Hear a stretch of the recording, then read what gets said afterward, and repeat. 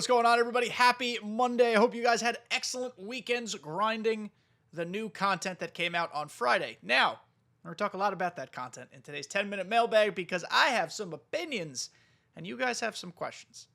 Unofficially, I guess we could consider this part one of the podcast that's coming out on Tuesday.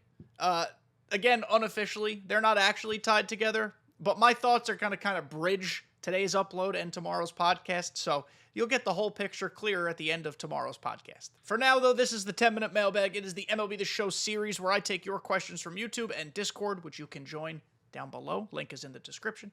And I answer them in full. I give you guys good quality answers, at least I think so, that can help solve your problems. So let's dive into it. If you have questions, leave them down below at any point during this video. 10 minutes on the clock, as we always do. It's called the 10-minute mailbag after all, and I'm going to get to 3 questions this week. The first one we're going to talk about is the big one, and that's why we're on the Team Affinity page, so we're going to start there. So if everybody's ready, 3, 2, 1, begin. Our first question comes from Scott. Should Team Affinity go back to fewer overall programs? The 3 seasons, 3 Team Affinity method really emphasizes their overall lack of legends. Yes, it does. Especially when the same legends are used multiple times this year, over and over again in Team Affinity. Yeah. SDS has an enormous legend problem. Over the years, the last 2 years, sets and seasons, why didn't it work? A couple reasons. One of them being there wasn't enough legend diversity to keep us interested in new cards coming out. Now, in just the seasons method, they were like, oh, Team Affinity is going to drop 3 times per season. The seasons are going to be longer, etc., etc. But they did nothing to enhance, or nothing significant to enhance the legend pool. So as you can see, I am on good pace with Team Affinity. AL West, it's covered by my face, is 60%. NL West, 73%. The only reason I'm kind of excited to fill it out to some degree is because I want Giancarlo Stanton, the collection reward. But let's talk about these cards. Action figure series, incredible. I'm a massive fan. I know it's taken, stolen, borrowed, whatever word you want to use from EA NHL. I don't care. It's the first time I'm seeing it in MLB The Show, and I've never played in NHL, so it's new to me. The thing with the problem, apologize as I itch my ear, the problem with this Team Affinity drop is not the card art, which is phenomenal. It is the fact that I could have told you pretty spot on just about every single Team Affinity legend that was going to exist here, and none of them excite me because we've had them before, either this year or in past years. These legends are boring. It's no disrespect to Larry Doby, no disrespect to Rich Aurelia, but I just need more. I don't just want new legends. I want to keep these legends, but I want more on top of it. Teaser for tomorrow's podcast, I'm going to present 90 legends, 3 for each team, each one from a different era of that team's history, and we're going to fill out a legend roster. I know it's impossible to get that many legends at once. They're expensive. I get it. I know. I'm just offering solutions here. So, Larry Doby, not surprising. Rich Aurelia, not surprising. Finley, we've seen him before. Holiday, cool card. We've seen him before. Duke Snider. Does anybody use Duke Snider cards? No. Trevor Hoffman, boring and not good. Tim Raines, he's exciting. I like him. John Kruk, new legend, sure. Kind of mid. He's got a nice swing. Nothing super exciting. Tom Seaver, we've had before, and his cards tend to not be great. Mike Lowell, he's okay. Ryan Braun, whatever. Ralph Kiner, he stinks. Orlando Cepeda, he stinks. Greg Maddux, we've had him for years. Johnny Bench, he kind of stinks. Ryan Sandberg, kind of stinks. Minnie Minoso, no disrespect, not incredible. He has a nice little swing. Sometimes he'll surprise you, but he's kind of just mid all around. Tony Clark, whatever. David Ortiz, old and not exciting anymore. Cal Ripken, stinks. Who is this? Tony Oliva, whatever. New legend. Granted, new legend, but kind of meh. Johnny Damon, shockingly, low-key, a killer. Just going to leave that there. Steven, collected Max Scherzer already. Bernie Williams, new legend. This card's fun. Carlos Delgado, whatever. Roy Oswalt, whatever. Michael Young, whatever. Raul Ibanez, whatever. Raleigh, he's good. Torrey Hunter, whatever. Carlos Pena, whatever. And that's the Giancarlo I want. So out of all those cards I just said, 3 of them were new legends, if I remember correctly. Bernie, Oliva, and Kruk. And like 5 of them are exciting. It's kind of not okay. MLB The Show has a massive legend problem because the way that this works, the way Team Affinity works, especially within the structure they've created in seasons, is that the drops have to look and feel different. This one looks different, for sure, because it's the action figure series. It doesn't feel different. And why is that? It's because all the cards are the same. The reason lineup diversity suffers the way it does is not because, well, it's partially because of meta team builds and meta captains, but the other part of it is that there just aren't enough other names to go around. You can only build your team so many ways when the same legends exist year after year.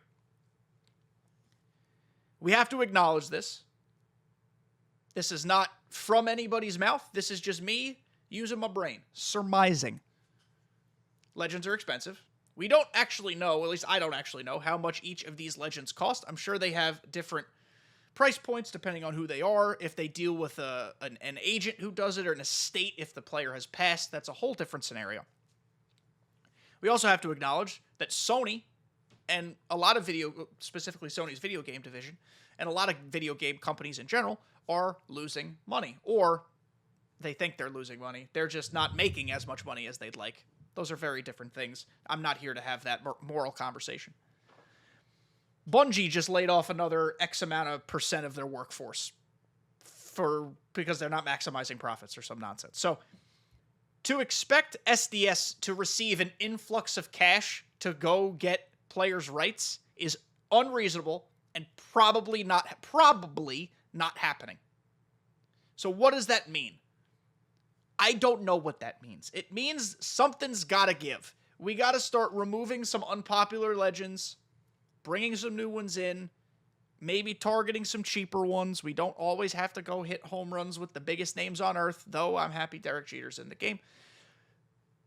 But something's got to happen. I mean, I'm kind of done playing with the same guys over and over and over again, if I'm being honest. It's just not fun for me. And I'm sure it's not fun for a lot of you, hence Scott's question. But Scott, thank you for your question as always. I appreciate you.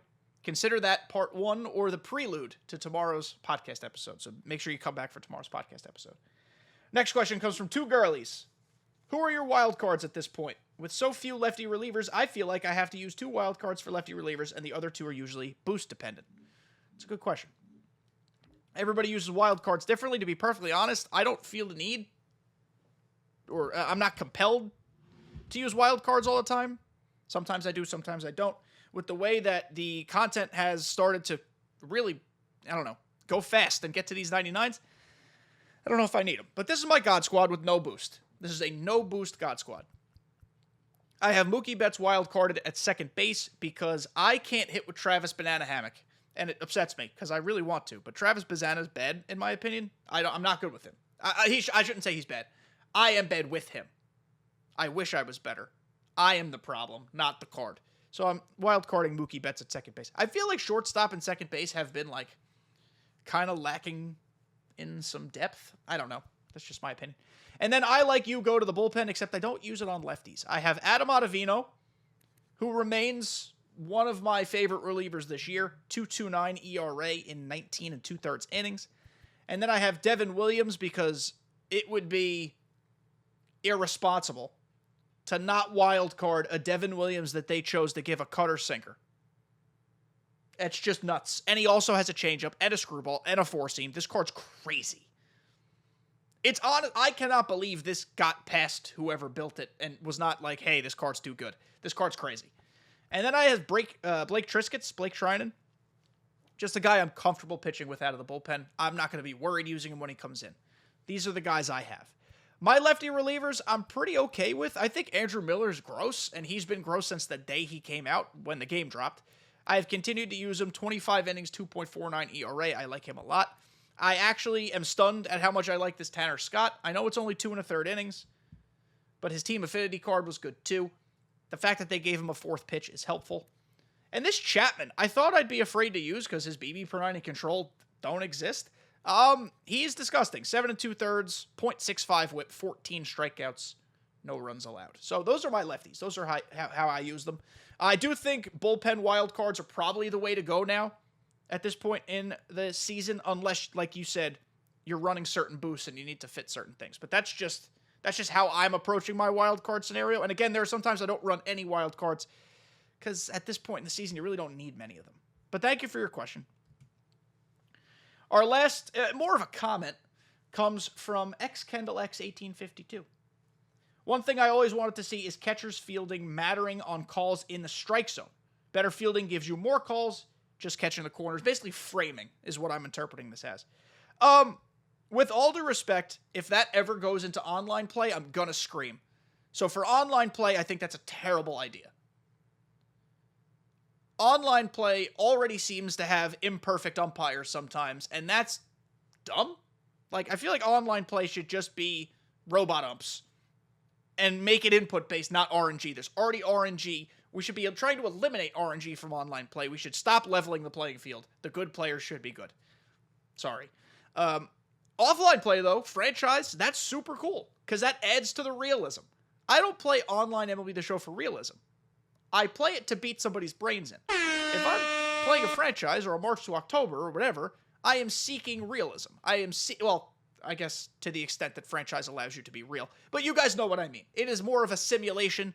I expect some bad calls to go my way. It builds some narrative. Like, oh, I have to overcome this guy and this. And, that's where I think it'll fit. For online play, absolutely not. But, Kendall, I like where your head's at. I like the idea of making catcher's fielding matter, because right now it doesn't really seem like it does much.